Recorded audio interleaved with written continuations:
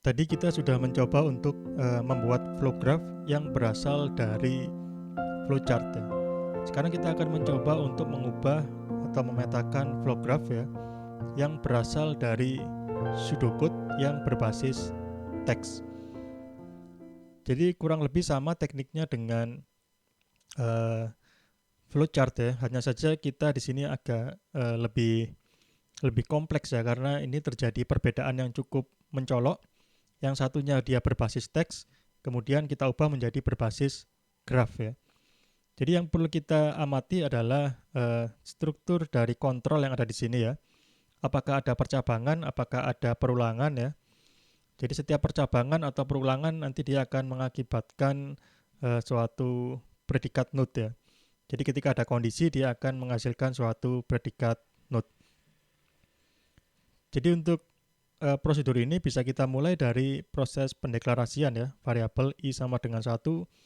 Ini kita jadikan node 1 ya. Jadi node 1 ini terdiri dari 3 baris ya, karena ini sekuensial, karena dia pasti akan turun seperti itu ya, dari baris i sama dengan 1, kemudian dia pasti akan turun ke baris berikutnya, total.input sama dengan total.valid ya. Ini adalah kegiatan atau aktivitas atau proses yang berurutan ya. Kemudian dia pasti akan masuk ke dalam perulangan do while ya. Jadi untuk node yang satu dia mewakili 3 buah baris sekaligus ya. Kemudian kita lihat di sini pada bagian dari do while, di sini ada pengecekan ya. Jika nilai value indeks ke i tidak sama dengan min 999 ya, dan total input kurang dari 100, jadi di sini ada 2 buah kondisi ya, maka ini akan menghasilkan 2 buah node ya. Jadi setiap kondisi atau kontrol dia akan menghasilkan node baru ya. Dia sebagai predikat node. Kita lihat di sini ada node kedua. Dia outputnya bisa ke 10 atau bisa ke 3 ya. Kemudian node 3 ini dia bisa ke 10, bisa ke 4 ya. Jadi ini menghasilkan predikat node. Kemudian kita telusuri semuanya ya. Kita telusuri semuanya. Apakah dia berupa sekuensial? Kalau sekuensial kita bisa gabung dalam satu node, ataukah dia berupa kondisi ya. Jika dia berupa kondisi, maka kita jadikan dia node tersendiri yang merupakan predikat node ya. Jadi kita telusuri ya satu persatu, nanti saudara silakan periksa. Saudara kerjakan, kemudian saudara periksa apakah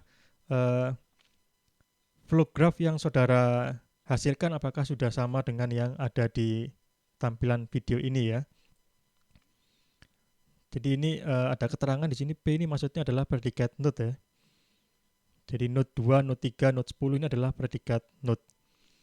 Nah, ketika saudara sudah menghasilkan ini dan sudah benar ya seperti ini, kemudian langkah berikutnya adalah saudara tentukan kompleksitasnya ya, cyclomatic complexity. Jadi bisa dengan menghitung jumlah region ya.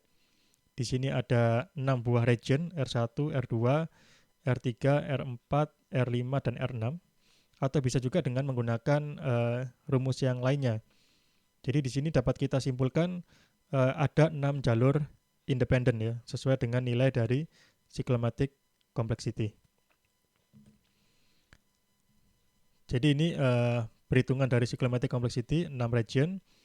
Kemudian bisa juga dengan cara yang lain ya, jumlah sisi dikurangi jumlah simpul ditambah 2 atau jumlah predikat node ditambah 1. Nah, di sini ada 6 jalur independen, kita harus telusuri ya. Satu jumlah jalur independennya, kita awali dari jalur independen yang terpendek ya. Jadi dalam menentukan jalur independen kita ambil dari yang paling pendek. Jadi jalur 1 adalah 1, 2, 10, 11, 13 ya. Jalur 2 ini ada yang baru 12 ya. Jalur 3, jalur 4, 5, 6 dan sudah selesai ya, ada 6 jalur independen. Jadi nanti ini akan kita buat untuk masing-masing jalur kasus ujinya ya. Kasus uji yang nanti dia akan melalui masing-masing jalur tersebut.